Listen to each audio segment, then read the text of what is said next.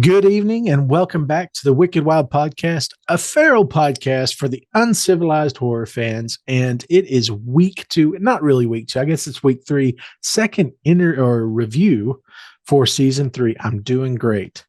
So this is our second review of the season. And like we've done in the past, we always open, as I said in our first review, we always open with a found footage, and then we always seem to follow it up with a classic sort of beloved movie. This is one that I pulled that is special to me, but we'll get into that. We're going to find out what my co-hosts think of it, but we're heading back to the early 80s this week with a classic monster makeup icon film in horror. I don't think anybody would argue that. But before we get into it, I do want to introduce you to our host this evening, and we're going to start with John up in Michigan. How's it going, John? It's going. 2024 is off to a wonderful, brutal start. So it is out of the gate hot. Yeah, sure. I'm already ready to say goodbye to 24, if I'm being honest. You just want to take a nap until it's over? That's the way. I don't know about a nap, but maybe a strong stance. There you go. In a fight. I'll play Eli this year. Ooh, you're going to go the other way. Oh, non-passive, very aggressive John for 2024. Well, we have that to look forward to. Oh, and that's sort of on brand to the question I want to ask. So let's say it's 2024 and you just get fed up and you decide you're just going to vagabond around the world for 6 months instead of dealing with all the crap that's going on here. So where are you going for that 6 months to backpack around? For 6 months? Yeah. I mean, it's going to live out of a bag, dude. Just life. I don't know about living out of a bag. That's probably not my forte. But you know what? I got I think two options. It's either I can go complete nihilist and go Eastern Bloc Europe. Wow. Or I could go the Sweden, like the Viking, the Norway tour. Peninsula.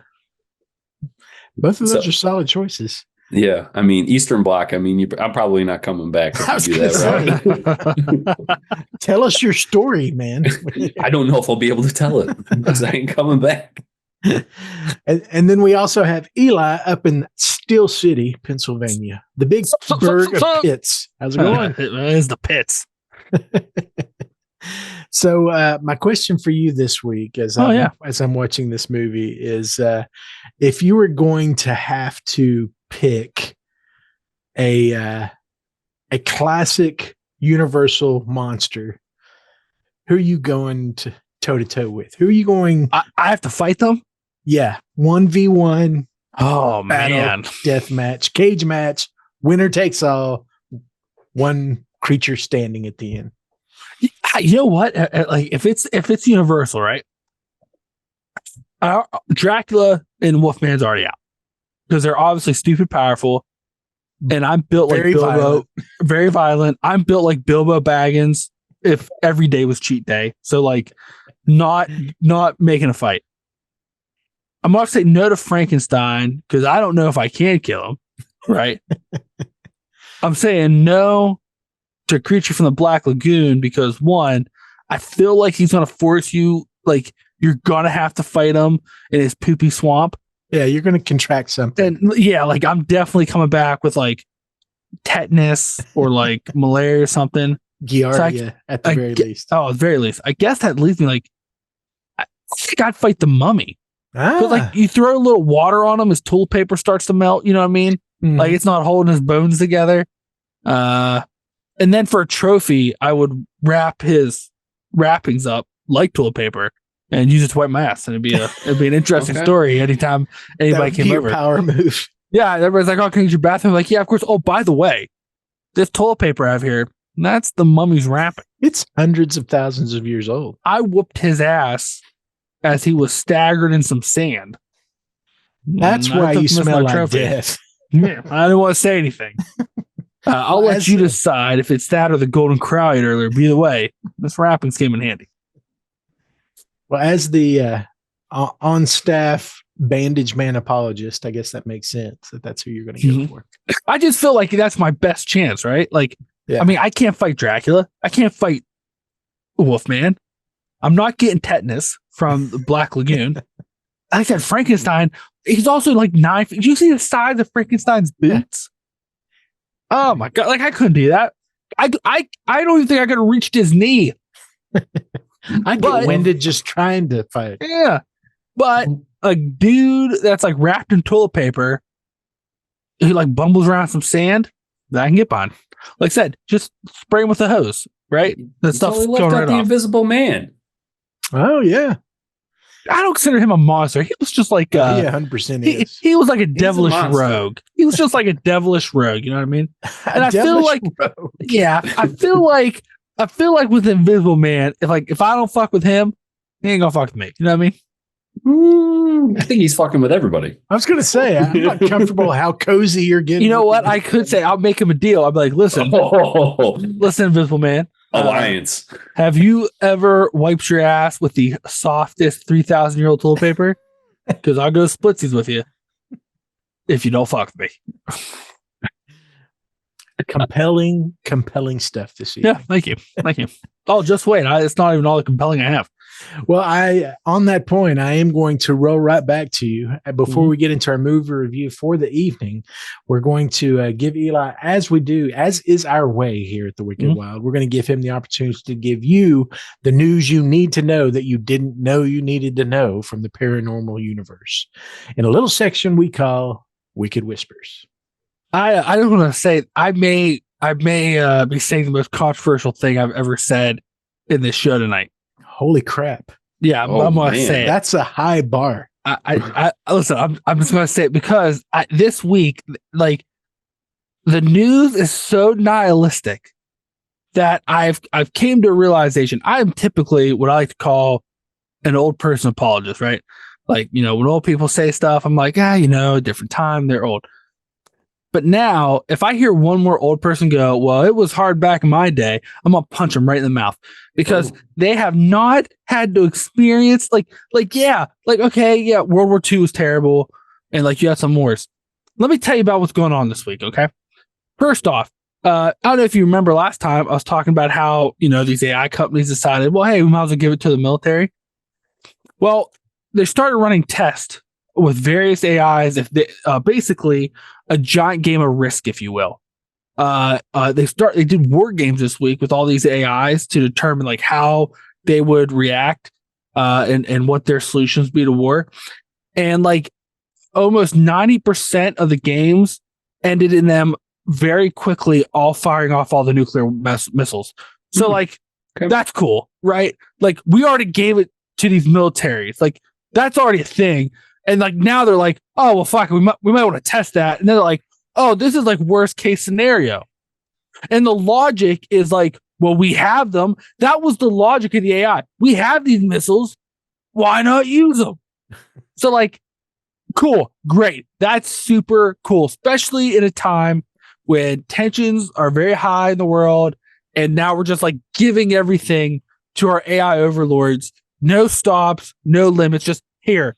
Take it all. And then after we give it to them, we think, well, maybe we should test and see what's going to happen with this. And then be like, oh, this was the exact worst case scenario we didn't think would happen. Because why would we assume that if we gave them the access to all the military might, that they would just start launching nukes?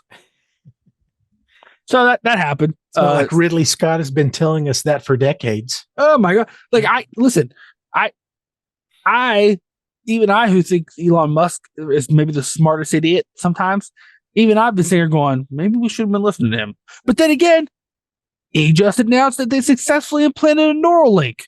Sweet. Into someone's brain. And now, like, I think we talked about this last too, but like they're talking about, well, what can AI do to improve that? They want to stick AI directly into your brain, people. If I would have said this sentence 10 years ago, I'd been called a conspiracy theorist. Or at least a cyberpunk enthusiast. Or a weirdo, something. But now they're just saying on the news, like, it's crazy. I don't even know. Like, I don't even know. But hey, that's what we're doing now. So that's cool. So hey, old people, when you're like, it was so bad with Reaganomics in the 80s. Well, okay, great. Literally Skynet's taking over. We are living through Terminator 1. We're living through it. So that happened. So that was super cool.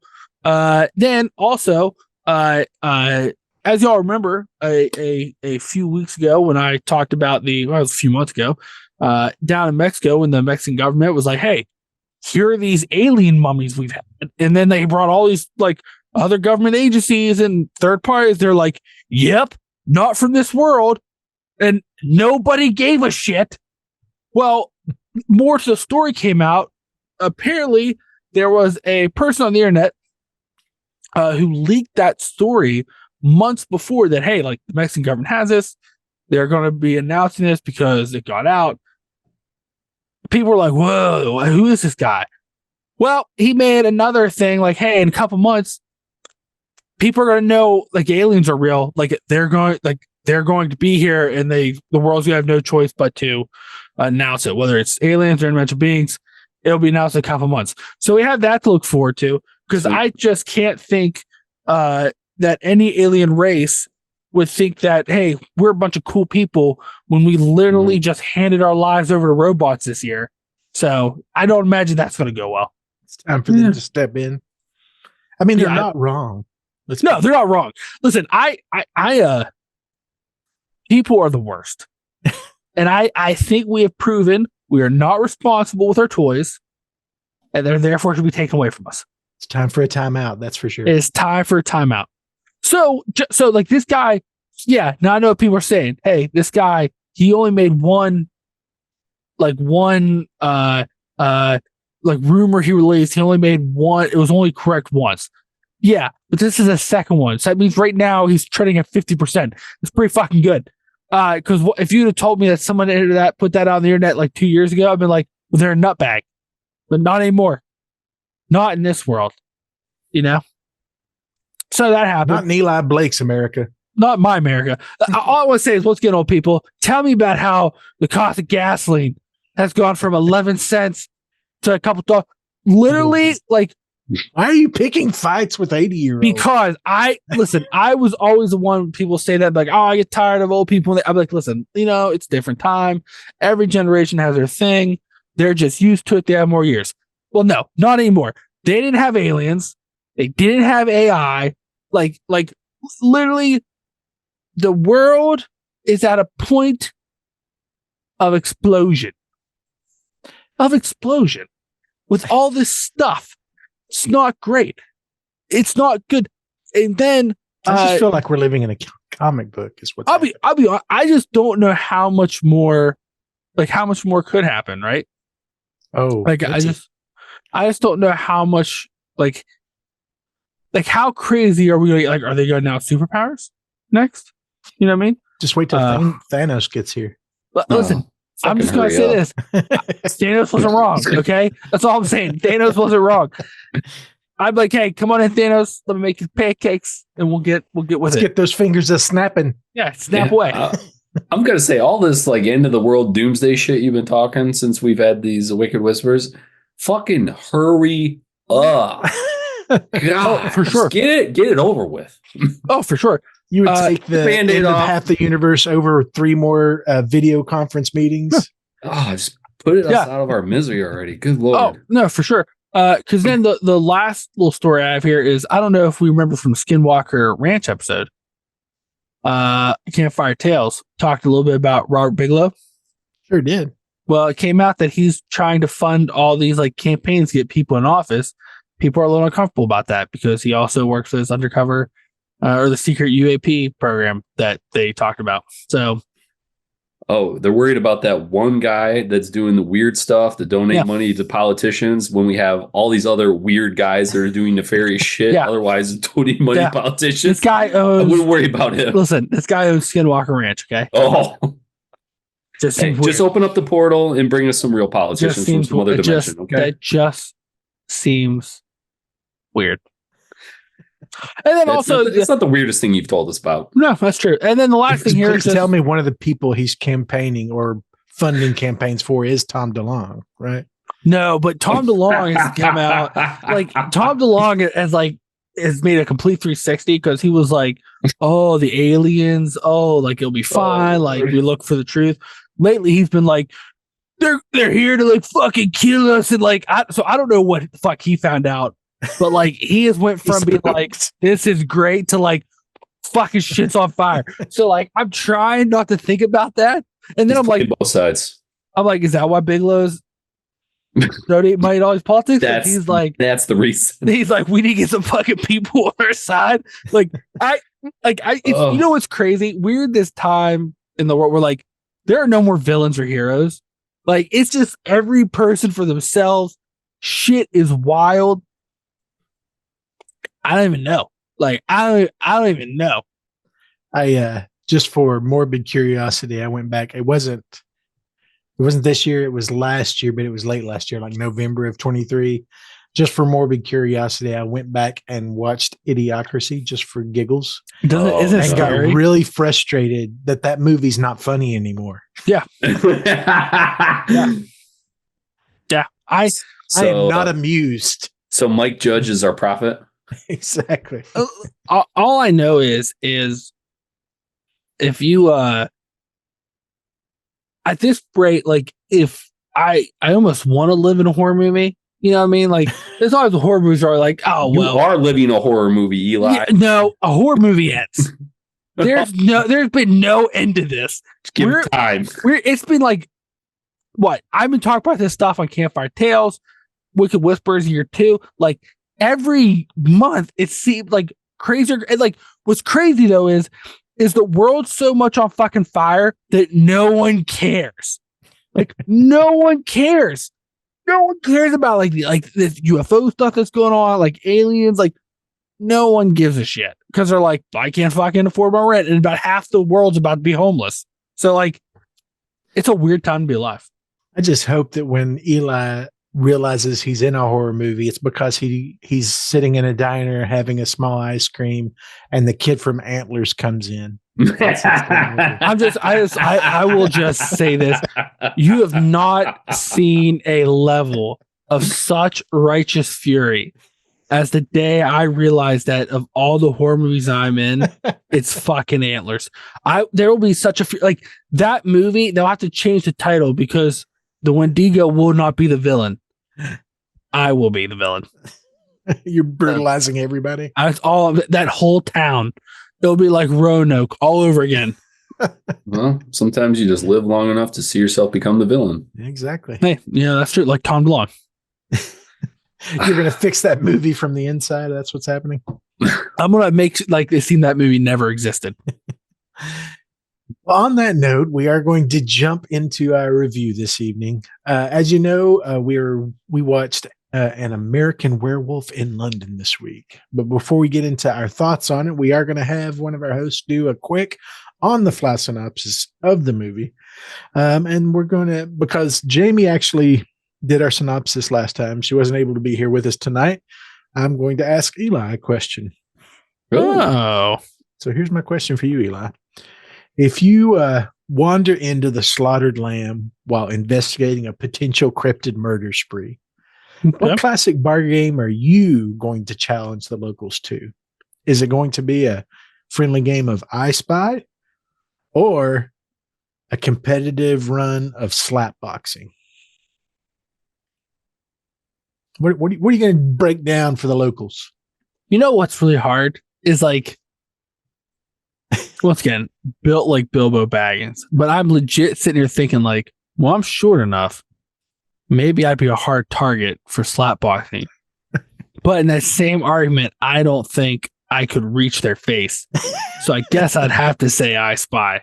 Just a good, fun game of classic English pub I Spy. Yeah. Mm-hmm, mm-hmm. Yeah, and like you always want to sit where you're like close to the restroom. So that way, like when you grab a monster turd, people are like, what are they talking about? You know what I mean? Because we know that's where Eli's going. If I was playing I Spy with Eli, my first guess, even before he stops describing the first thing, is poop. Yeah. That's a good. Eli will go, damn it. At least 50% of the time, you'd get it within the first clue. All right. Well, as our I Spy champion on the Wicked Wild podcast, John, can you break off a little synopsis for this movie for our audience? Sure. Two buddies hanging out with a sheep farmer get dropped off in the middle of nowhere, and they wander into a bar. Mm-hmm. and they get a little bit spooked after they order tea in a pub in England, which seems like a rather large offense if I'm being honest. But then find themselves attacked by a werewolf in the middle of nowhere, and then waking up in London in a hospital. He learns our good friend David Kessler learns he's lost his best friend until he comes back in visions of deliriousness, and then he becomes a werewolf, going on a murder spree, falling in love, and then dying. It's a real cheery movie, but you do get a scene in a porno theater, which is definitely a relic of the past now. Yeah, I don't think those exist anymore, but the internet for sure. Yes, but other than that, I mean, it's pretty straightforward werewolf. It's got a. I'll be honest, this kind of, I don't know if it's just the year or whatever. It cut a little deep this year. Yeah, it's a lot sadder than I remember.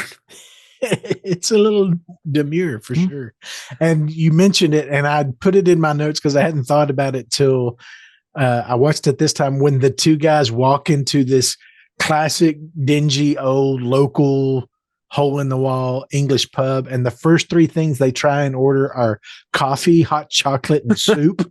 I'm like, yeah, you're going to get beat up. Beer, like, get out of here, nerds. Beer lurker. And then they end up with hot tea. Yeah. I feel like even in the 80s, like if you went, it'd be like a beer and cheese sticks, please. Like, yeah, even in the 80s, that would be the thing.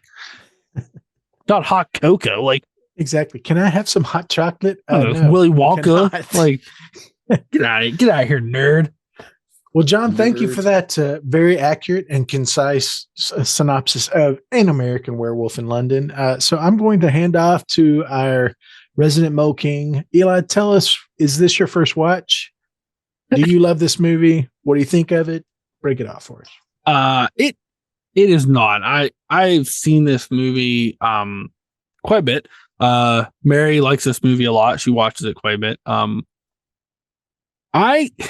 It's weird because even from like the first viewing, and like this is one of those rare movies where no matter how many times I watch it, I always have the same feeling of it's fine. Just because there are parts I really, really like, and then there's like stuff I don't care for as much. And so then it just equals that fine. I like, honestly, still to this day, one of the best werewolf transformation scenes by far.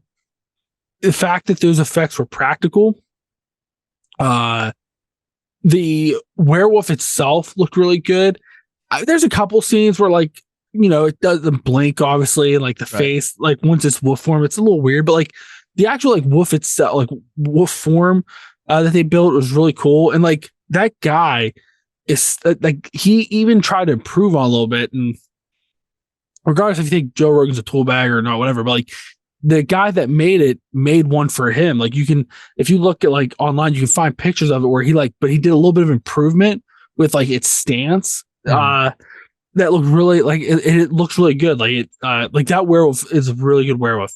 I also enjoyed the fact in this one that they did something a little different with the story, because it like historically before that, most movies, you know, you had your Roma curse and you know, then the person became it and like they were fine and then they become a werewolf and whatever. Where like this, like it didn't have that, but yet it's still made it feel like a curse. And like the one thing, especially which kind of like this started happening like the 80s, and like even today it's still a thing where like the whole point about being the Wolfman, or like that thing was like, it was a legit curse. You were miserable because you knew what was coming every month. You had no control over it. Like you were plagued. It was a painful process turning into the wolf. And like, then you were always forced to deal with the fallout. And like a lot of movies kind of got away from that in the 80s, where like this, like they do a really good job of like showing like the kind of mental anguish he deals with leading up to it. And then this also makes the transformation like one of the most painful looking transformations as well, which I really like. Yeah, he really sells it. You're right. Yeah, for sure. And like it looks like a curse. Like there's no point. I'm thinking like, oh, I could be a werewolf and kick someone's ass. Like, no, like this looks fucking miserable. So like and then like all the scenes with his dead friend, I really enjoy because it's like this kind of like weird like thing where he's like he's like, well, you know, like that was kind of a cool concept, like supernatural death, so I can't die till you die, and like, but also he's like, you're still my friend, so I'm trying to like make this easy on you. Like I liked all that. My problem though is there are parts of this movie that are kind of like really boring and like dragged out, and like it almost seemed like they were like at times like they were just trying to like drag the movie out a little bit to like try to make it a movie length.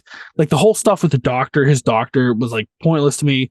Like that character, like I know like it's supposed to be funny, like I just thought it was dumb.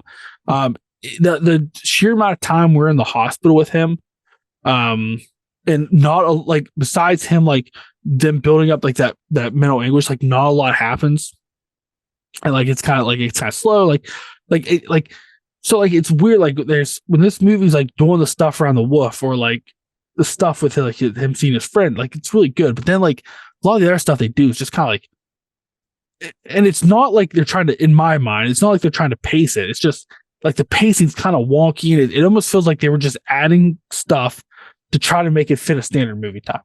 Right. And it's like that's where I get like, so that's what, like, it's like when I watch it, if I have it my way, I would like, I fast forward through shit. I mean, I didn't for this watch, but like typically like I'll fast forward to my favorite parts. Cause like a lot of it's just like, feels like I'm watching paint dry, but so it's fine. Right. Yeah. It's not, the pacing is not consistent for sure. Mm-hmm. That's one of the things I had made note of this time too. Before I get into that, John, share your thoughts. Was this your first watch? What do you think? No, I've seen this a handful of times. I know this is one of my mom's favorites that she's always remembers. I think she remembers it for obviously everybody remembers it for the transformation. Everybody does, and obviously the connection to the thriller with Rick Baker. I mean, it's top notch. And I mean, you're never going to get something that is this old and looks this good besides a handful of movies. I mean, it's not many left that can do it like this, but it's interesting the way that Eli talks about the pacing, and the only answer I have to why it's paced that way, it feels like it's a real like send up to the old Wolfman Universal kind of vibe in terms of has a lot of down, just kind of like every day in the moment, kind of like day in the life of sort of stuff in between to kind of really sell the everyman story that this happens to just normal people. But I think in our modern standards, it is definitely slow. It didn't really bother me too much for some odd reason. It's like, I remember the love story being a thing. I don't remember it being like this. And it's probably because I haven't seen this in like over a decade or something. I'm just older now and I understand it probably a little bit better.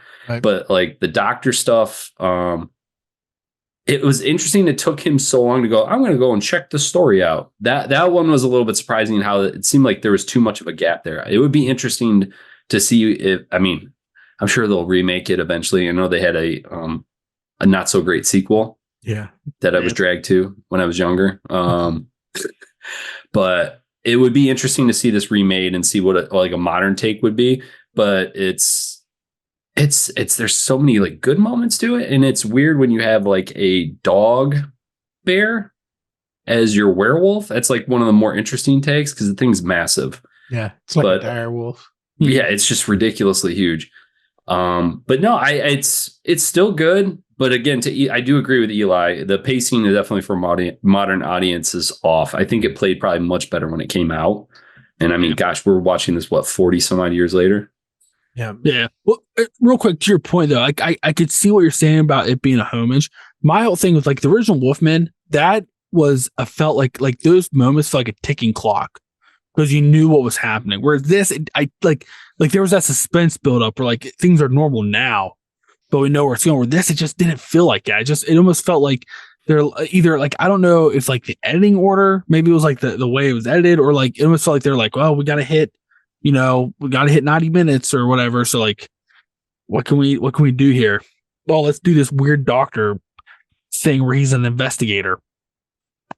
Yeah. I didn't mind the investigation part, but you need to be like on it a little bit more. Have something a little bit more compelling to drive him to go check this out. He talked about an animal attacking, and you're just going to go out there because some guy who just got messed up is talking about an animal. That's a bit of a stretch. However, we need it for the story. Yeah. Yeah. It serves the story. So for me, what I'll start with is just a little table setting of saying that Dave loves werewolf movies. Like, almost to the movie, there are a few stinkers, as there are in any subgenre, but as far as the classic universal monsters, like I was talking with Eli at the top of this, the werewolf has always been the one that I always resonated with, because it's a sad, lonely, tragic character. That the werewolves that work in the classic style are those sad loner. They're cursed. They don't understand what's happening, but they know it's going to happen. And it's odd to say, but Professor Lupin and Harry Potter, I think, is a great modern version of that kind of werewolf. Like, it's a disease that he has, and he hates it, and he's ashamed of it, and he knows that he's going to become this Jekyll and Hyde kind of character every once in a while, and he's dangerous to the people he loves. That's sort of the classic idea of werewolves, is that I can't have people close to me because I'll literally tear them apart the next time the moon's full, kind of thing. That's the great tragedy of werewolves. So I've always resonated with that story plot line, and it's an old plot line. I saw this when I was about 12, and I think I referenced this in our first season when we were talking about The Thing. The way I got these kind of movies early on was, I grew up in a very rural area, but my grandparents lived in a larger city, and they had HBO and cable and all those kind of things. So when I would be over at their house or stay over with them, I could get access to them. And I saw this when I was over at their house one time, and I'd never seen anything like it before. I think literally The Thing and this, as far as effects in that Renaissance period, those were the two movies that are like burned into my conscious of, this is what effects can be. They can literally be magic. I mean, be above and beyond the science fiction, like Star Wars and Star Trek, which I think are amazing, but I guess they don't resonate with me the same way because they are more fantastic. It's like this other universe kind of thing where you have laser guns and all that stuff. The Thing and this, while still fantastical, are kind of based on my planet with I have reference for what a person looks like. And holy shit, when that person turns into a wolf, that's something I've never seen before. So it really affected me. I don't watch this a ton these days. And to the point you had made, John, I hadn't seen it in a long time, but I'm glad I watched it this time. I was worried that in this watch, in a review, I was going to regret bringing it up and putting it on the schedule as being something kind of ruining a childhood memory kind of thing. It's not a great story. I'm not here to defend the story, and I know I'm the story guy, but that's not what this movie's about. But I love the whimsy and comedy of like early John Landis movies. And this is a John Landis movie. And to the point y'all were making about pacing, that's sort of a Landis thing. It's weird. Like, a lot of his movies have these ups and downs. He throws punchlines, and he throws these comedy gags in his movies. No matter how serious something seems happening at a time, he'll throw those kind of lighthearted moments in it. It does I wouldn't say mess up, but it gives it as a signature feel as far as pacing and attitude and all that kind of stuff. So I do think that it's something that's, just because he wrote it and then directed it, it's going to have that sort of DNA in it. For me, this is still in the Hall of Fame of makeup effects across the board. I think it's why it's still referenced in all the horror movie anthology shows and documentaries that they do. American Werewolf in London will be in there, and it's because of the effects in this movie. My favorite scene, and we'll talk more about it, is the scene that you all referenced earlier, the porn theater conversation. I think it's completely absurd and completely fantastic, with all the dead people telling him how he's supposed to commit suicide. I mean, it's freaking super black comedy, but it's still hilarious to me. Like, you got to die, like, period. You've got to take your own life, and here's some options. And the fiance couple, when she's just smiling and telling him, just blow your brains out, just stick the gun in your mouth and blow your brains out. It's so easy. So easy. I realized I should watch this more often, I guess, is the bottom line. It doesn't come up because there is such a wide variety of werewolf movies, and the underworlds exist now. So I kind of go to those kind of movies because it's a quirky little flick. Like, it's not, and we're going to talk about it in a minute. This came out the same year as The Howling, and I watch The Howling much more often than I watch American Werewolf in London, just because of personal preference. But yeah, I should watch this more often, I guess, is the bottom line. I'm happy I watched it. Hope y'all were too. So anybody have any questions or anything you want to jump off on? I've got a few things here, but Dave, I swear, one of these days I'm going to kiss you right in the mouth. Wow. I'm the same way. I like the werewolf a lot, but I like classic. Like, it is a curse. Like, it is not a good thing. And like, Professor Lupin was a good one. Another one, like Monster Squad, like that werewolf, that guy was another one where like he didn't want to do this, and like, because there's that whole added thing too, where like they're like a berserker character, they have no control, and then like they kind of add in the lore where like, well, Dracula can control them, and of course he's not going to use them to like not attack and kill people. So then it's like, not only am I not in control unknowingly this one night, I'm now not in control, but being controlled by a great Slavish. evil. Yeah. So like it is really, like, I miss that so much, because like it's anymore. Like, it's like, you're right. And like, the other thing too, I don't like is like, it's kind of like, where this, like, it was dog like, but like it had the extenuated arms and legs and like, but like now, like, like if you look at movies like Twilight and stuff, they just look like giant dogs, and like, they're not like werewolves, they're just giant dogs. right. And like, so like, it's one of those like monsters I think they've done dirty, like, where there hasn't been a really good werewolf thing in like quite some time. Or like, vampires are once in a while, like they'll come out with something good. Vampires and like Creature from the Black Lagoon, they didn't, because Del Toro made that movie about having sex with fish people, but Sure. Whatever. But he's like one of those, like, werewolves are one of those things where like there could be such good stories with it. But the other flip side of that is like, it's going to be all digital. Yeah. That's the other flip side. And I hate that, because I think the thing that I always enjoyed about werewolf movies is because the werewolf as a creature was the benchmark for your effects chops. You didn't come in and try and do a werewolf effect unless you knew what you were doing, because it was going to look like horse shit. But now digital, they can do a bunch of stuff, including like what Lupin is, which I think is a pretty compelling werewolf archetype, but I'm not kind of emotionally attached to that creature design. You made the argument about like how old the effects is, but if you look, a lot of these practical effects, like this movie, The Thing, even I'd argue Jaws, but like, I can watch those movies today and still, like, especially like this by far, hands down, the best werewolf transformation scene on film, by far, hands down. Like, they hit all those notes right. But yeah, then you have something like Underworld, or like even like Curse, which a lot of people didn't like. But the werewolves, like the look of the werewolves are pretty decent. But like, if you watch those movies now, which were like made 10 years ago, those wolves don't hold up. Like, they just don't look good. Yeah, even Dog Soldier, which is a movie I love. Oh, I love Dog Soldier. It's hard to go back and look at him. Yeah, like Dog Soldier doesn't look great, but like, and like, or like, I love Monster Squad, but like that werewolf, like, you could tell they were trying to make it look like the old Wolfman, but like, it looks a little rough, like, not gonna lie. Like, but like, but once again, like, there wasn't really a lot like practicality with it. It was just like him wearing his stuff, but like, I really wish, and like sometimes like it seemed like they're like some filmmakers want to. I really wish they would go back to trying to do like practical effects, because like you get like some of this stuff just like I said. When's the last time you talked about Curse? How often you talk about this transformation scene? Like that's it's just crazy. Like it's kind of sad.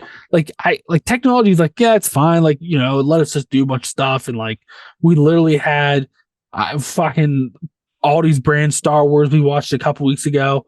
I don't remember the name of that horseshit movie Zack Snyder did, but like, we were like Rebel Moon. Yeah, that's it. We were in space, like doing space shit, right? But like, I really miss, like, sometimes I wish, like, I really miss practical effects. Like, they just added something, because even like the look of his friend throughout this movie, man, yeah, like Jack. Even like the different stages of him like are crazy. But like, especially that first time you see him in the hospital and he's got like that, like this wound, and like they're like, fresh and wet. Yeah, it is like profoundly disturbing. You're like, holy, like it looks like he was attacked by a dog.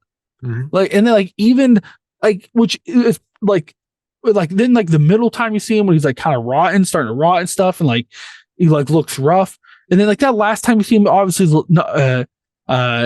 you can tell, but like even it still looked good, like when he's like trying to scratch his nose, like like it like, but like nowadays you like I'm trying to think of like a recent horror movie that like I don't know, look at any of the 1100 Conjurings.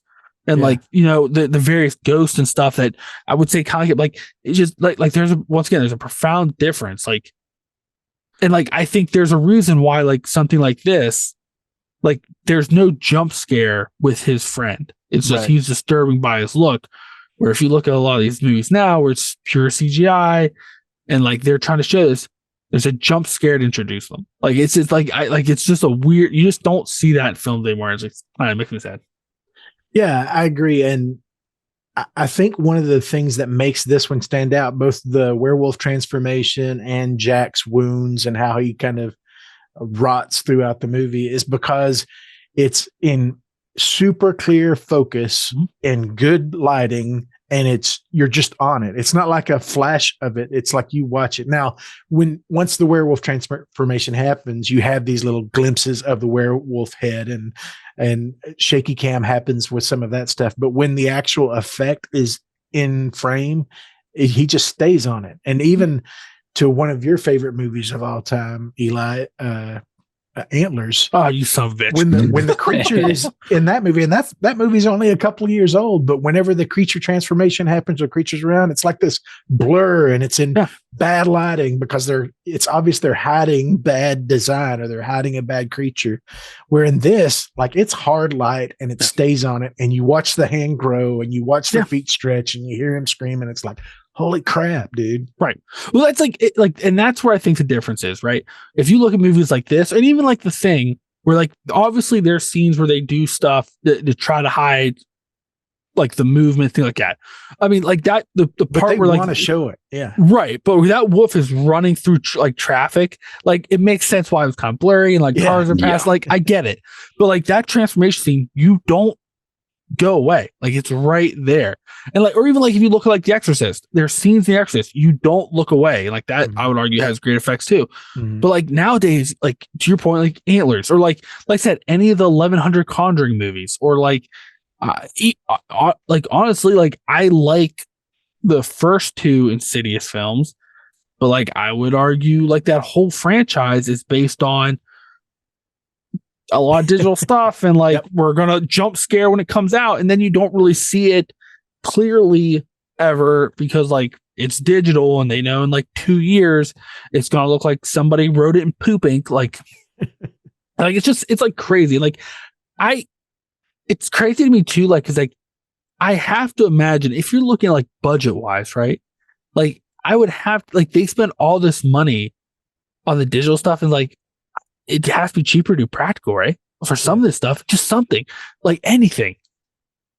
Well, and on top of that, you've got and Adam Savage has talked a lot about this. Like, it's movies like this that inspired him to do what he did. And he got to go do practical effects on cool stuff like Matrix and stuff right now. If you're an effects engineer in 2024, you have to be miserable. Like, oh my God. Because you're a coder at this point.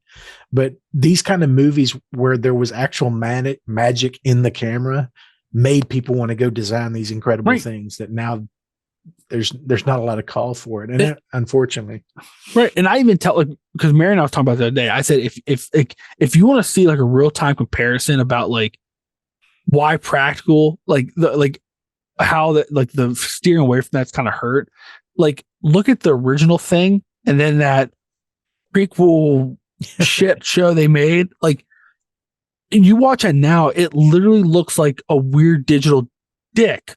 Like the parts with like its weird dick tentacles and like, but like it doesn't look good. Like it looks like some weirdo made it in his basement and put it on the internet as a game, like play with a dick monster. But like once again, like they're like that scene from like The Thing where like either like when the guy's head turns into the spider thing or the chest opens up, or even just like in the dog kennels, like those still like are terrifying, look great. Like it's just crazy. Because they exist. Like right. Our brain is wired to where when we see something on film, we see the lighting's right, we see the angles are correct. Right. It existed in the real world, so we consume it as that. Whereas digital, whether we like it or not, we immediately recognize when something's not existing in the real world. Yeah, no, there's been so many YouTube videos. I know I have a good friend that keeps pushing this series of videos of a guy that talks about how like, oh, the no CGI movement that people advertise, like Top Gun Maverick was really, really big on like, oh, no CGI, no CGI.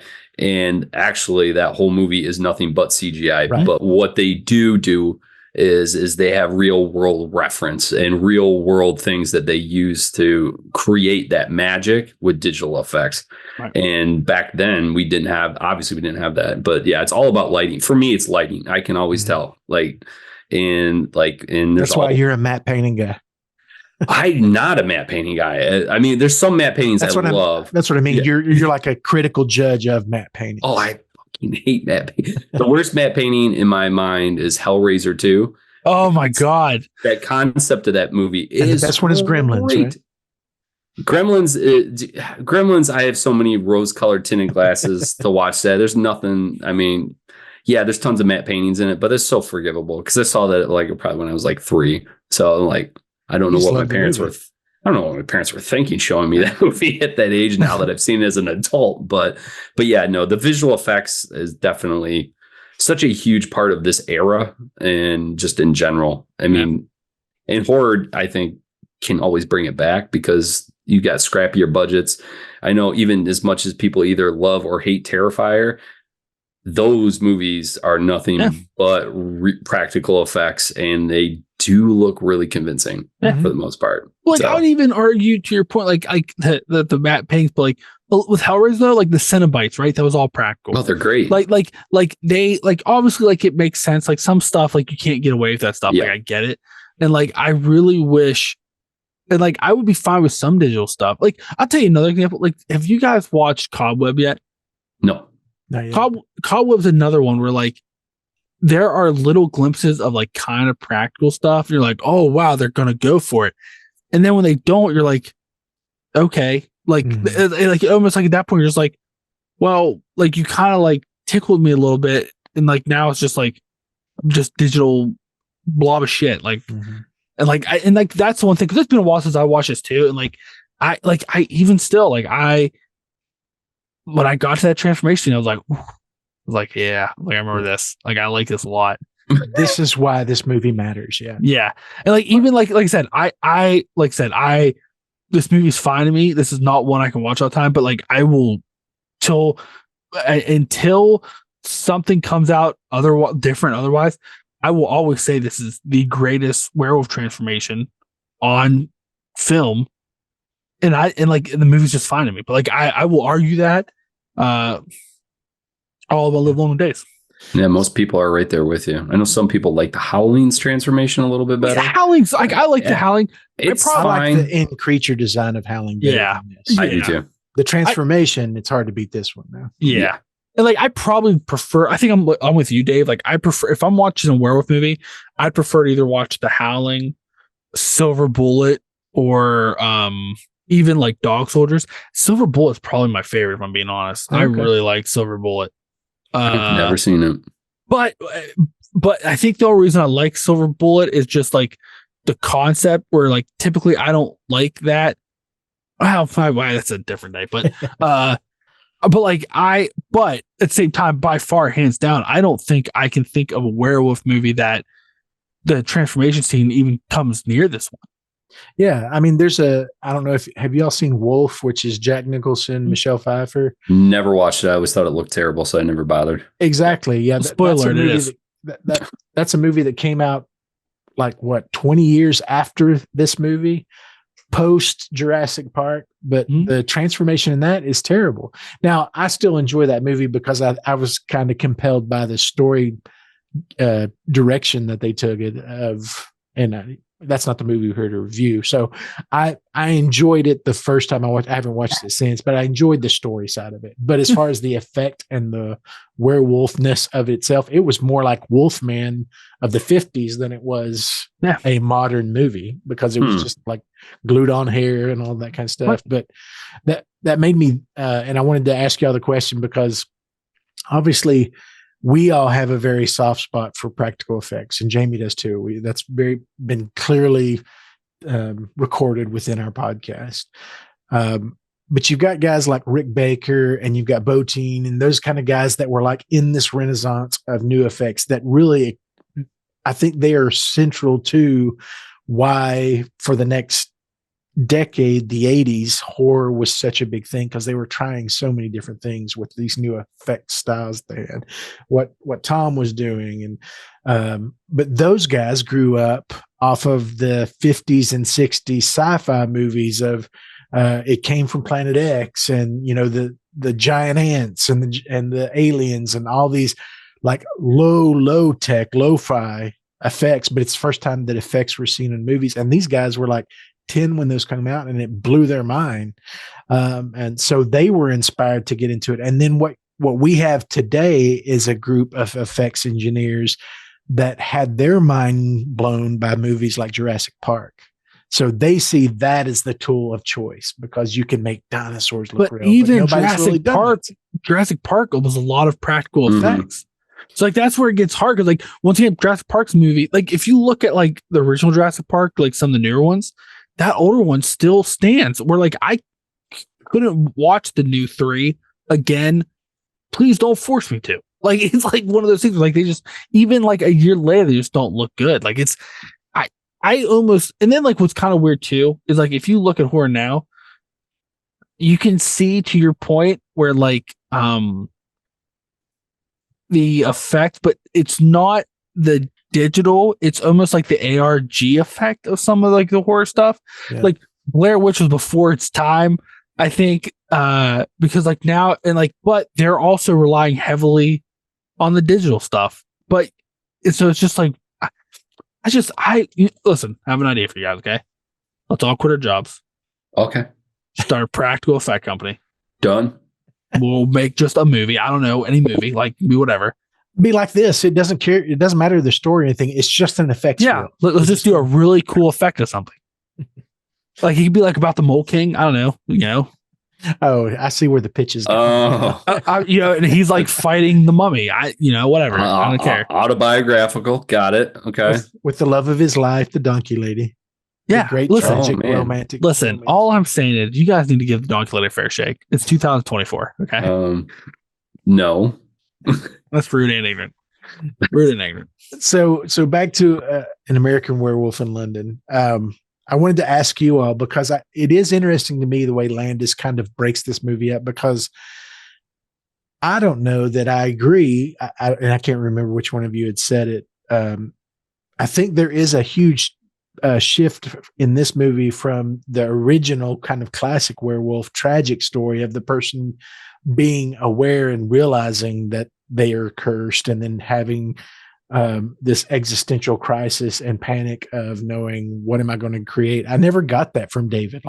He seemed very cavalier about what had happened. He didn't believe, because he's a modern guy. He's a New Yorker. He's jaded already. He doesn't believe in all this garbage and all this folklore stuff.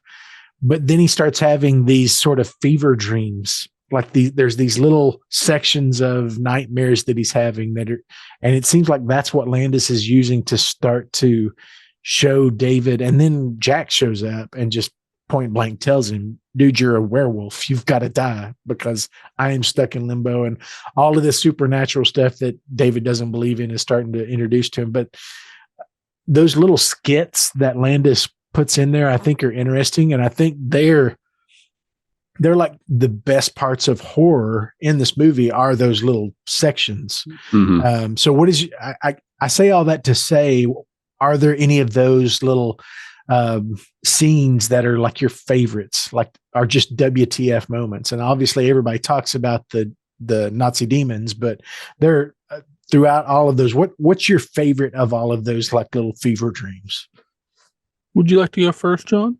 I mean, I can. I have no problem. I mean, it's a pretty basic. Nazi demons is like the best. I mean, how could you not love that? I mean, what is happening? Yeah. Yeah. And then you get the re-return of the Nazi demon murdering Alex and him really freaking out.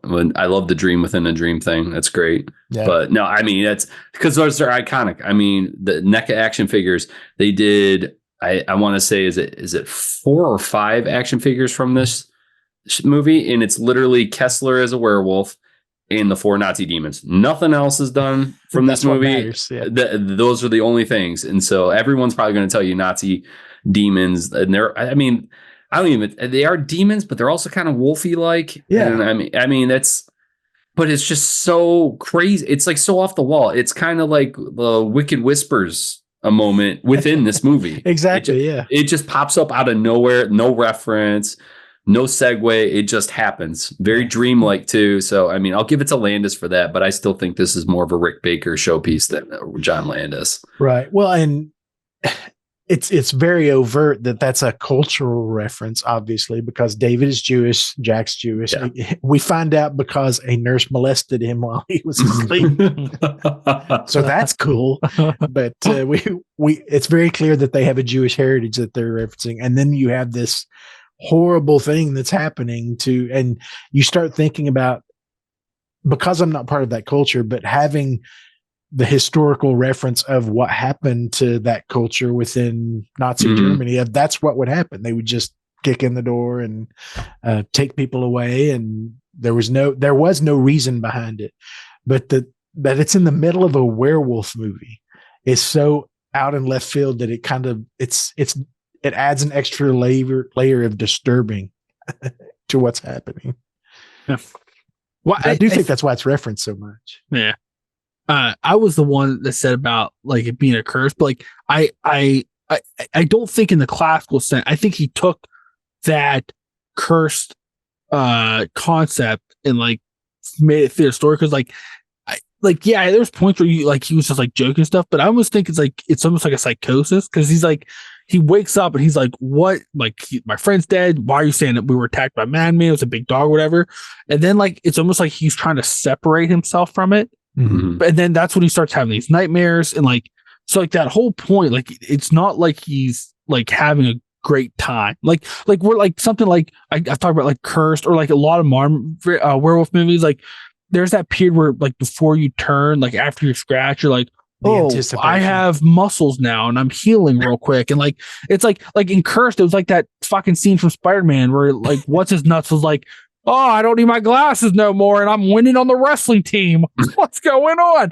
Like it's not like he was having a great time. He didn't know necessarily he was aware of, but like he's having like terrible nightmares, and like he's like nothing's making sense. What happened? His friend's dead, and like it's almost like he's trying to separate himself at times. It feels like where he's just like, I'm just gonna joke about it. Like, what the fuck else am I gonna do? Like I'm going crazy. Yeah. And then just it like spirals and like worse and worse. Like that's where I felt like it was a curse. But like to that point, with those like dreams and stuff, I think it was like I still think my favorite is all the meetings with Jack, because like you don't really know the first time you watch this, you don't know like is he really having like those just dreams? Yeah. Is that really his dead supernatural really? Thing? Yeah, like it's like those are my like by far like my besides like the werewolf transformation, my favorite scenes in this movie are the 3 scenes when Jack comes back. By far. Yeah, and Jack's such a great character. Like he is sort of the epitome of this movie. When we talked about it when we were talking about pacing, Jack is gruesome to look at, but he's such a charismatic, guy. Like you enjoy Jack, but you just hate looking at him. Right. Well, I thought it was such a good choice where he wasn't like a vengeful spirit. He was like, listen, buddy, it wasn't your fault. You don't know what's happening. This is new to you too. I'm gonna need you to kill yourself. Like I'm tired of walking this mortal coil. Like it's awful. Need you to die so I can move on. Like it's like a cool, like I like that Love concept. you mean it. You got it. Yeah. Like it was just like even like that scene in like when they're like sitting the porno, which like which I think is like such because it shows like because the beginning of the movie they're talking about like having sex or whatever, you know, and like it's like they were in the conversation where like now they're like they didn't give a shit. Like Jack was like watching it, but like I think it was more of just he knew that he was gonna have to speak to all the people he killed. Like that was a hard moment for him. So like it was like that. I like really enjoyed what they did with Jack and like the situations. Get him to explain it. Like it's such a good like those. I could watch a whole movie about like Jack just following him around. Oh yeah, just that those two could be a complete series. Yeah, no, I've vaguely remembered those parts of this movie when I turned on. I thought there were so many more scenes with him in it, and it's so that was like probably the most disappointing part watching this again because I was looking forward to those scenes and I'm like, where are all these scenes? I could have swore there's more. Yeah, like it was so much more pervasive in my mind than it actually was in the movie. Well, I'm glad they only brought him because he was almost like a foreshadow with how he looked. Because like every time you saw him, he progressively looked worse, and then David did something worse. It's like I thought that was like a really good choice because it was like it almost reminded me a little bit of like like one of the ghosts of Christmas Past or something, but only like he's like I'm the ghost of you need to die because you're gonna kill a bunch of people, and then I'm stuck in this like it was just crazy. How about you, Dave? What did you like? What did you like, Dave? Well, obviously the Nazi demon is the one that is so confusing to me. But the first time that he kind of has a dream that he's running naked through the forest and then pounces on a deer and then looks up and he's got the first image of this is not his face. I think that's a beautifully shot scene because it's obviously dreamlike. It's kind of like got the fuzzy glamour lens on it, and here's this naked guy running through the woods, and then there's a deer, and then he just pounces on it and murders it in the middle of it. But I love that scene because it's what's happening to him mentally. Because after that scene, he wakes up, and that's when Alex goes to work and he's left in the flat by himself. And literally, if anybody's ever owned a dog, what David does is pace the living room exactly like a dog would once you leave it alone. Oh, wow. I didn't even think about that. That's a great point. But that's literally what, and he doesn't even know he's doing it. Like he's still in complete denial that anything's happened while he's pacing the living room like a dog. I thought that was a really brilliant scene, and it's very subtle, but I enjoyed it because, I mean, you guys have dogs. If you think about what David was doing in that room, like he would pick something up and then he would go look out the window and then he would go look at the fireplace. He was just walking in circles around the living room, like waiting for her to come back. Wow. It totally didn't even register with me. I know what my dog does. He doesn't do that. He lays down in front of the window and goes to sleep. Crashes. Because like the other thing too, like after also like after he first transforms, you'll notice like whenever he's outside, if he's moving, he's running. He doesn't walk after that first transformation. He doesn't walk outside anymore. He runs outside, and like he runs into the porno theater. But then he like once he's inside, he walks. So it's almost like a dog where like dog goes outside, they go crazy. They go inside, they calm down. Like that, like that's the thing with this movie. Like they made like there's some like cool stuff in it. Like that's why it like that whole stuff with like the doctor, because like it didn't really matter. You know what I mean? Like even like the stuff with the nurse didn't really matter. But like some of that stuff they just dragged out so long, and it's just like, oh my god, I don't even care. Yeah, and unfortunately, and luckily they haven't yet, but I agree with you, John. At some point, they're going to try and reboot this. They've series. tried a couple times. The problem is that they'll try and put a cogent story first and effects second. That's not the way this movie rolls, though. Like they're going to either, like they did with American Werewolf in Paris, they leaned into the love story, like that was the great tragedy, and I don't give a crap. No. That's not what I'm here for. But until the effects get to a point where, and I'm not talking Avatar. Avatar is the digital wet dream of James Cameron. That's his whole world. But until they do something really compelling with practical, real world effects that is next level, I don't know why you would want to touch it other than the money, which is really the only reason they would need. The other thing too, if they ever try to remake this, they're going to take from it. It's a funny horror movie, and they're going to lean to the comedy too hard. Yeah. And it's like Jim Carrey and you're like, oh my God, just stop. That's the thing Landis hates most about people referencing this movie. He hates that people reference it as a comedy. Yeah. Because Landis has made comedies before and he knows how to make comedies, and there is comedic stuff in here, and he knows that. I mean, he put it in there. But he said, man, this is a horror movie, and it's a bummer movie on top of it. Right. Oh, it's a huge bummer. What comedy are you getting out of this? And of course, again, to a cultural reference that he's making, like, this is not a good story. Like, this is not a great time. I put some jokes in there to add some levity to it, but yeah, this is not a freaking comedy. But because of his voice as a director and a writer, it has those comedic aspects to it. So... But he hates that. He hates that that's how it's referenced sometimes. Well, yeah, it's like that. Like, there's just it's like, that's why I like this movie. Don't touch it. Don't remake it. Jaws, never remake it. Just there's no reason to ever remake Why Jaws. would you? Yeah. The Thing, like, listen, John Carpenter. As much as I'd like to see Kurt Russell throwing sticks of dynamite around again, just don't. Don't think you need to. We already got the movie. Yeah, as an example, and I'm just spitballing here, this would never really happen, but let's say there's a young musical artist who decides she's going to be the new Dolly Parton, and she shows up at the Grammys with a frickin' Dolly, whatever that haircut was. It wasn't even a Dolly Parton one. It literally looked like she stuck her finger in an electrical socket while she was also in a wind tunnel. That's what it looked like. Like, just saying, why would you remake that? It can't be Dolly. I have no idea who this person was, but I'll take a guess that it was Miley Cyrus. It was. Sure was. Well, Miley and Dolly are close, right? Well, it's Dolly Parton's her godmother. Right, yeah. But what's sad is, like, Dolly Parton, like, indulges her. Did that look, but it was always classy. You know what I mean? I love Dolly Parton, but, like, it's just... She's an icon. You know what? It's like, you're right, Dave. It's like I was watching the Thing prequel. That's what that felt like watching. I was watching the Thing prequel. I was like, this shouldn't have been done. Why did we do this? What's happening? This shouldn't have been done. Oh, man. So who'd ever thought? Yeah, exactly. So that was just, and if you're a Miley Cyrus fan, she's very talented. She can sing. Like, just cracked me up as an old hillbilly who knows Dolly probably way too well. I'm like, oh, I see what you're doing, and you ain't doing it. No, listen, I'll be the first one to admit, like, some of her Blondie covers, like, her voice, like, it's crazy, but that was an abomination. And I felt like I needed to call an old priest and a young priest. Wow. To cleanse that stage. That's all I'm saying. Good grief, Charlie Brown. Learn from your choices. And grow. Make better ones. Yeah, just don't watch the Grammys. I don't know who's still watching. That's the better idea. Yeah.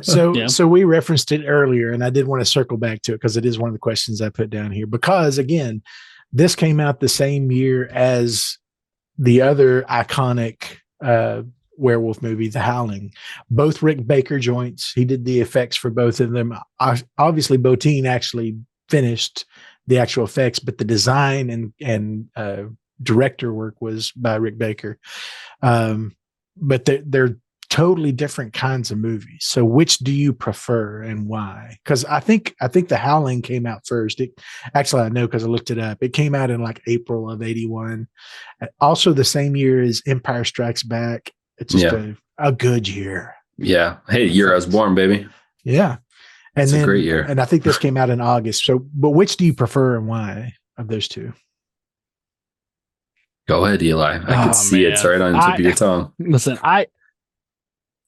this by far has like the better transformation, but like I'm like you. Like I think it's well established. Dave, you and I are both sucker for like good stories. Yeah. And like The Howling just has the better story. Mm-hmm. Like it just does. And like, which is ironic because it has a really compelling story that could have gone on, but and there are several sequels, none of which take any advantage of any of the story that was laid in the first one. No, well, that's like, you see that a lot with those horror movies where like they get like we want to do a sequel, but we're going to do a new direction. They're like, I want to do something different, put my own spin on it.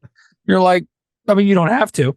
Like, you could just continue the story. Got a really great universe we've created here. We could just stay in that universe. And they're like, no. But like, okay, sure, okay, but yeah, I'd have to go with Howling. Like, it's hard. Like, if I could put this transformation into The Howling, it'd be the perfect werewolf movie. Almost perfect werewolf movie. But I leave room for improvement. Being honest, I also prefer like Dog Soldier over these two. Yeah. Okay. Yeah. If I'm being honest. Yeah. That's John, what about you? Yeah, I mean, pretty much in line with you guys already. It's like, but yeah, I mean, The Howling is just, I came to it way later. Like, I never heard of it until probably like, God, I mean, probably it was like right around the pandemic because I was not doing anything. So I was like, let's like dive into all these like kind of like all these gaps in my knowledge of like horror movies. I was like, oh, The Howling, I'll check it out. I was like, wow, that was actually really good. Mm-hmm. And another werewolf movie that I actually was surprised by, I mean, varying degrees, but no one's mentioned it yet, is Late Phases. I was I was shocked at how good that was. I was not expecting it to be good and a real interesting concept. But they also did the shaky cam blur effects. But I also thought those werewolves were cool designs in terms of ideas. Yeah. But The Howling by far, like it's Joe Dante. Am I remembering that right? Yeah. It's just, and obviously Gremlins I love. So, I mean, it's just right up my alley. And ironically, another director that has comedic chops, like Dante knows how to throw funny into his horror movies too. Yeah. But if I'm being honest though, probably my favorite werewolf movie though is Silver Bullet, because I still think you're a Stephen King guy.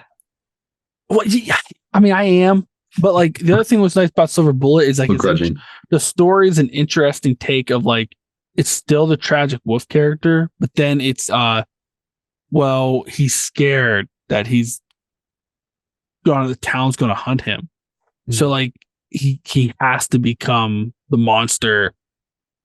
Like it's almost like it's not like it's a Batman kind of story. Well, it's almost like he's not like, it's not like he maliciously wants to kill his child. It's just like, well, if I don't, like they're going to come after me, and then I can't be a weird one-eyed preacher in this town anymore. You know, and it's like before Gary Busey went nuts. So like it was like he's really good in that movie.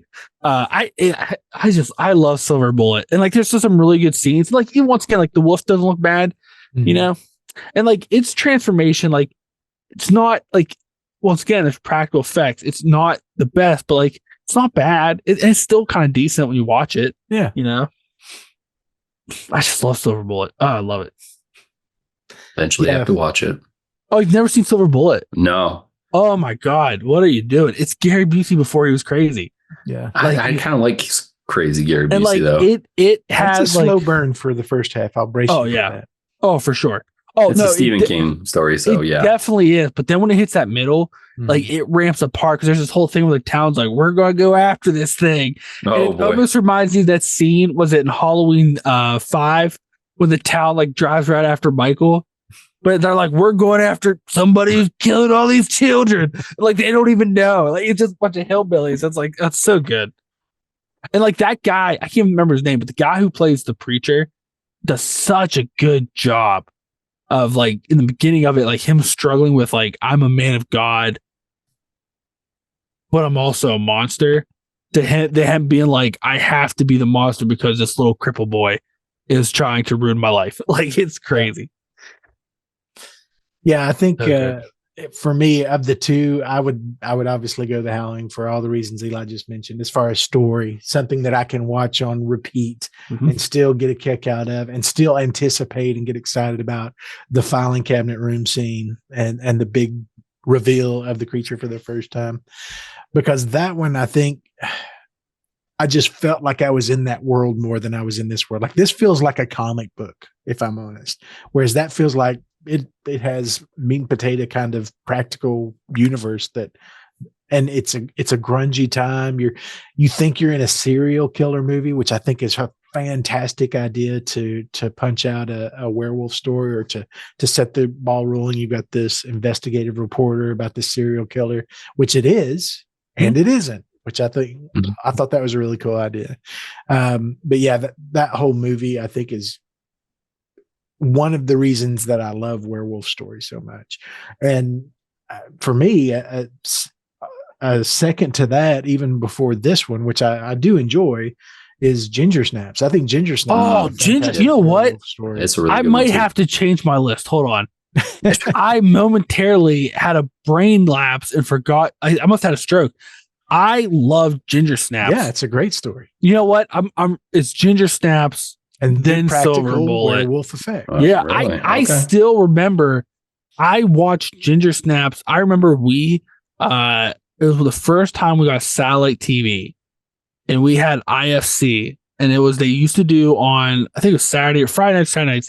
They used to do the horror movie thing. I remember that. Yeah. And so IFC Midnight. Yeah. Yeah. IFC Midnights. And I used to just watch them because they had horror movies I never heard of when I was younger. Mm-hmm. And I still remember the night sitting there when Ginger Snaps came on. Mm-hmm. And absolutely falling in love with that movie. It was oh my God. Ginger Snaps, best werewolf movie, hands down. Number one with a bullet, apparently. Number one with a bullet. Number two, Silver Bullet. Number three, the Halley. That's my list. Okay. Ginger Snaps 2 and 3, not as good. I've seen 2. I've never seen 3. 3 is a prequel during like the 1800s. Okay. And it's not great. Is it any of the original cast? It is the original. They play, yes. Okay. Some of them. It's just don't watch it. Just don't do it. So the only other question I had, because I love this side of horror, and it's a big chunk of horror overall, about these communicable curses. Like that was the classic way that one got by the monster, whether it's a vampire or a werewolf or zombies or demons, something that taints you in some way and you transform. So for you two, and I'll start with John, what is the communicable curse that you would prefer? If you had a menu of things that you would have to become a creature, what are you choosing and why? Any creature, or is this specific to like folklore creature? Is classically transferred to you from either a bite or somewhere. Well, I was going to initially say Venom from Spider-Man, but I don't think that really counts. But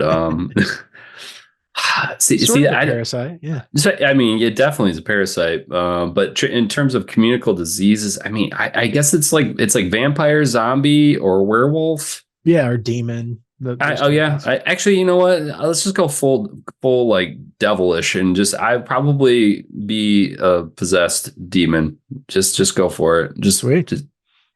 Yeah, I'm not silently judging you at all or anything. I mean, hey, if I got to pick one of those, I don't want to like the demon just takes over, and it's like it does align with John's earlier comment of like just get it over with. Yeah, just fucking get it over with, man. Just pull that Band-Aid off, let it go. The Jekyll and Hyde, but there's no turning back.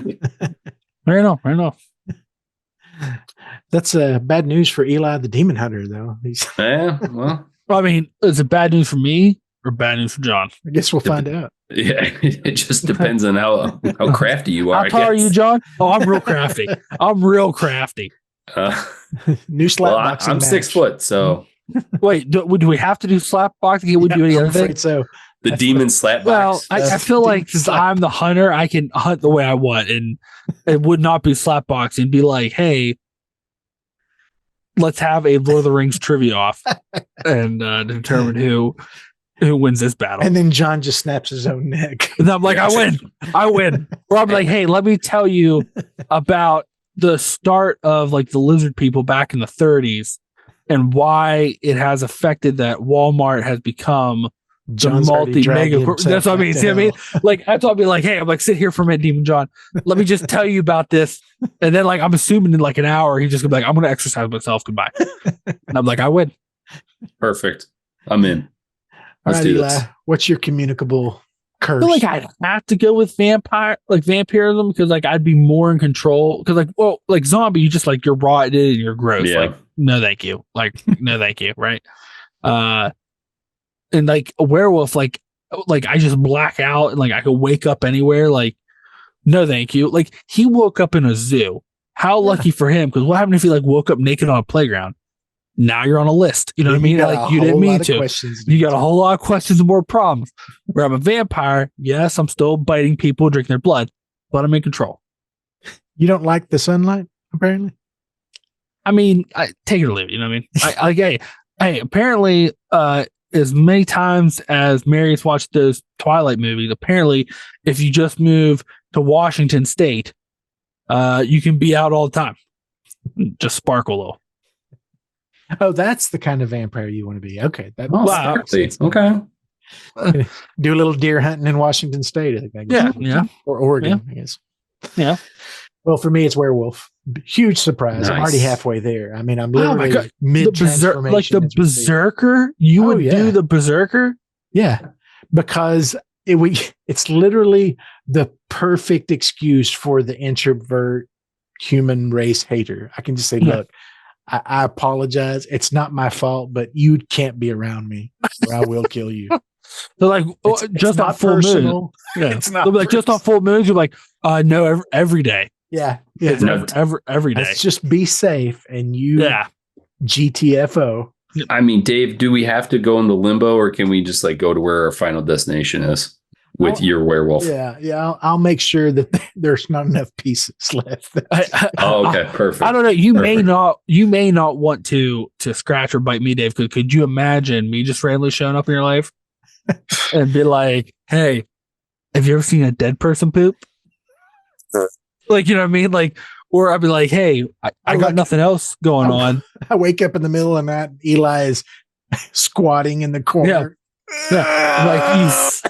Like, you son of a bitch.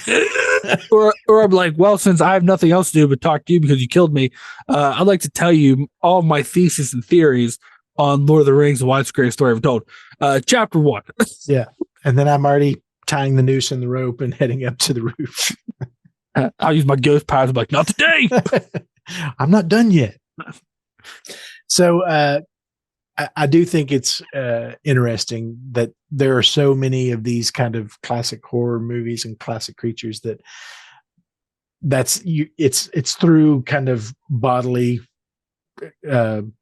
attacks and bodily fluids that you get affected by vampires and all those kind of things.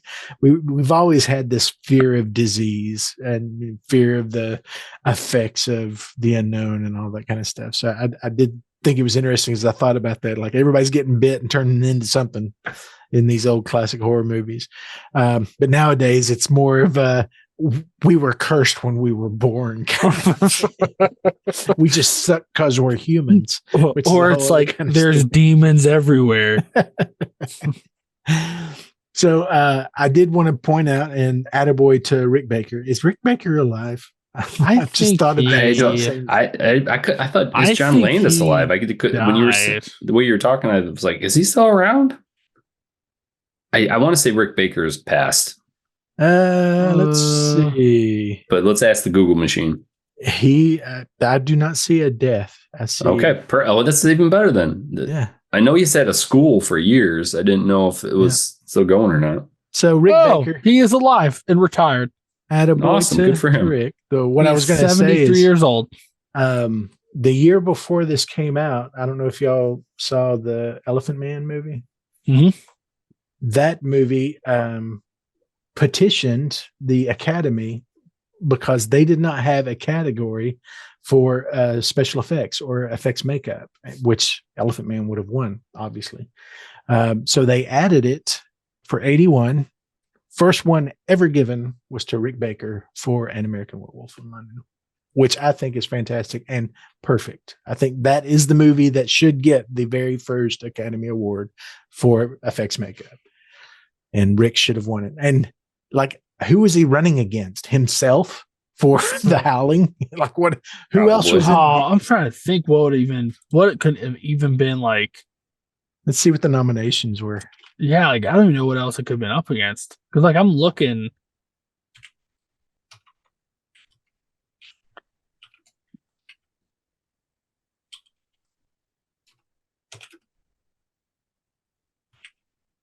Sorry, this is really compelling podcast.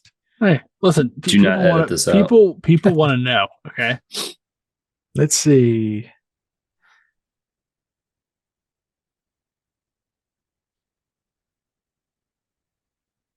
Oh, Heart Beeps by Stan Winston was who else was nominated. Let's see. A Quest of Fire, Gandhi. Wow. Yeah, but Heart Beeps was the only other one nominated in 81.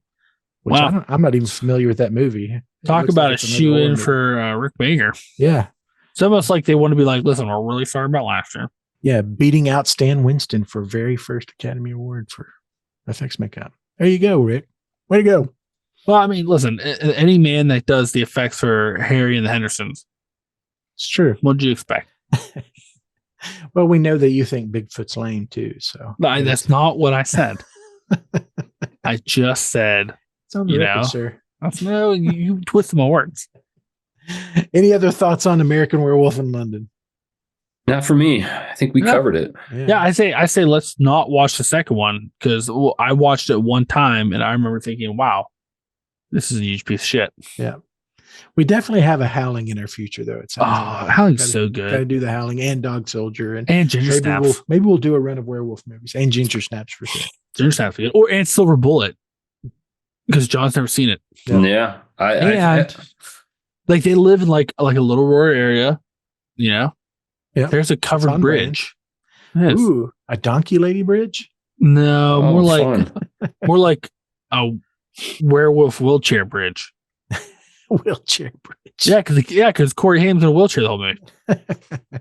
He's paralyzed, and until his uncle Gary Busey thinks, you know what, my crippled 12-year-old nephew needs a fucking motorcycle wheelchair that has like exhaust, like motor rockets in the back. It's like an Inspector Gadget. Like it's crazy. Gary Busey, crazy. Cocaine is a hell of a drug. It is. No, Gary Busey. King? I'm thinking more Stephen King, who thought that up. No, I'm blaming Gary Busey. So I do have a Dave's Critter Corner this week. Nice. I'm going to make it quick because I know that the wolf is one of our friend Jamie's favorite creatures, and I would hate to do a expose on gray wolves in general without her being here. So, but I'm going to talk about the British gray wolf. And you may say, David, there are no wolves in Great Britain. Well, that's true, but it's not because there weren't always gray wolves in Great Britain, because there actually were, and they were a legendary creature in Great Britain. When the Romans first came and the Vikings first came, apparently the island of Great Britain had a very vast population of gray wolves, and there are several animals on the island of Great Britain and other islands that have experienced dwarfism. Usually when you have a closed ecosystem, the animals there don't have to compete as much, and you have like the deer are smaller, and all the animals are kind of more compact because the land is more compact. There's not as much expanding. But for some reason, the wolves in Great Britain were actually larger than in other players. Like they were as big as Arctic wolves. They were pretty good sized gray wolves. But what had happened, and the reason there aren't any today, which is the reason I wanted to tell this story, is because of human beings, because of agricultural deforestation, and because they became a prize hunting trophy. Wolves. Actually, there were certain kings in Wales and England and in Scotland that required a certain number of wolf pelts as sort of their payment from the dukes and the other landowners in their area. Some requiring as many as 300 wolf pelts a year, as their payment for what they did. Hey, Dave. So are you basically saying AKA humans trash? Yeah, humans are garbage. Yeah. Humans are garbage. Unfortunately, according to records, the several million population of gray wolves in Britain quickly, because of the settlement of humans into the island when Rome came in, quickly plummeted. And according to records that are kept, the last English wolf was killed, and they became extinct in the reign of Henry VII. So that's when they say that they were officially killed in England. Now in Scotland, they lived a little bit longer. It's either said that they died out in 1680, the last one being killed by Sir Ewan Cameron of Lochiel. So screw that guy. And then, but they say that there was legend that there were some that existed as late as 1888, like there were sightings, quote unquote, of wolves. But yes, they have been completely obliterated from their native land of the British Isles. So congratulations, human race. That's crazy. To John's point earlier, let's get it over with, hand the keys over, and just let things happen. Just let it roll. In a perfect world, if the world was like, you know what, can't run ourselves, we need the Mole King to run the world for us. My first decree is I'm going to set up a unit of individuals who carry around a wiffle ball bat, but it's filled with brick pieces. Then when humans, they're loose because it's a game of chance, right? And when humans are being trash, they get hit in the shin with this, and they're either going to get hit in the shin with the empty part, or they're going to hit the shin with part filled brick. Okay. And you know what? I bet you after 1 month, humans will start getting their shit together. Because no one likes getting hit in the shin, especially the chance you're getting hit in the shin with a brick. Okay. I love this mental exercise. Thank you. And you want to know what the secret is, Dave? What's that? Because but with physics, like people are going to think there's a chance there's not going to be brick in it. But with physics, when you swing the wiffle ball bat, you're always breaking legs. Bricks always going to the end and hitting them in the shin. So I think word's going to get out. You know what though? If they tell, well, you're still the Mole King, ball bat. Yeah, you're still the Mole King. And they still get hit in the shin with a wiffle ball bat. So, Mr. Mole King, what are we following? An American Werewolf in London on Campfire Tales. Yeah, this may shock people. We're going to be talking about some werewolves, some of the tales of werewolves, and what? Yeah, and kind of their differences around the world, because this is there are no differences. They're all the same. They are not the same. What? God, and they're different. No, because I think this is our first werewolf movie. I think you're right. And so, like, I thought, they threw it on there. We've never talked about werewolves, so I was like, let's talk about some werewolves. Woohoo! Mm-hmm. And maybe if we have time, continue building out this plan of hitting people in the shin with wiffle bats. You two could be my chief whifflers. We'll call them whifflers. I'll start crafting a prototype. Yeah, we'll call you'll be my chief whifflers. Okay? Oh, okay. And you'll lead the Wiffle Legion. Oh, yeah. This almost sounds like the Knights of Ren from Star Wars that never were actualized. All I'm saying is, like, right, like, so say like someone's like they let their dog poop in someone else's yard. You bend down, you give the dog a treat, and then you just crack their owner right in the shin with a wiffle ball bat filled with brick pieces. Seems like a lot of work. But how fun will it be? It would be fun. I didn't even tell you about the compensation structure. Let me guess, is it in the form of a pyramid? No, it's every shin you hit, you get one mole buck. Oh, so we got the Shroot buck situation. No, you get a mole buck. Oh. What's the transfer on those with Stanley Nichols? Well, they're not recognized by world currencies, but you can just spend them at the mole store. Oh, okay. So we're just going to the general stores. Okay. No. Or company store, sorry. The company store. We have a lot of cool stuff there. Oh yeah, like what's the number one hot item? TBD. TBD. TBD. Well, on that note, we do thank you for listening. We hope you enjoyed this episode. Love this movie. Hope you watch it. If you haven't seen it, give it a watch. It's very low stakes, but it's just fantastic to see what early Hollywood, not early Hollywood, but this golden era of 80s horror Hollywood was doing with effects.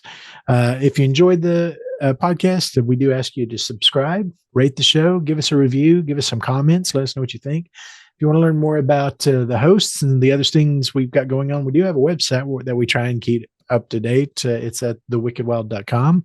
And just as a little heads up, there are going to be some of the hosts that are going to be heading up to New Jersey for the Monster Mania event in March 8th through the 10th, which is a horror convention. It's my first horror convention. I think it's John's first horror convention. Is that right, John? Yeah.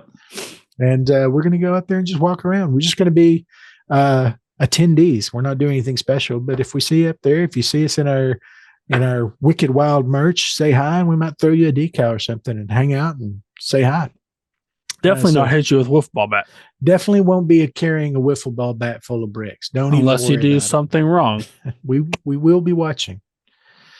The king is always watching. If you want to follow us, you can do that on social media.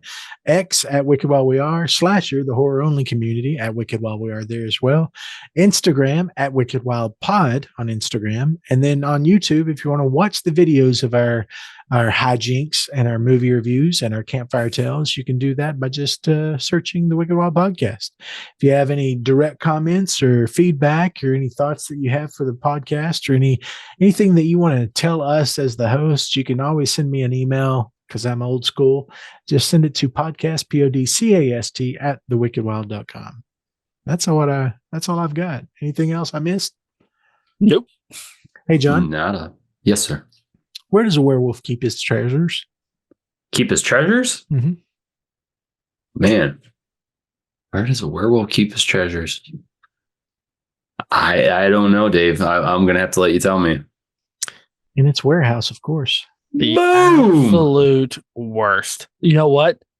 Someone might get tested on with the wiffle ball bat. No. Good night, everybody.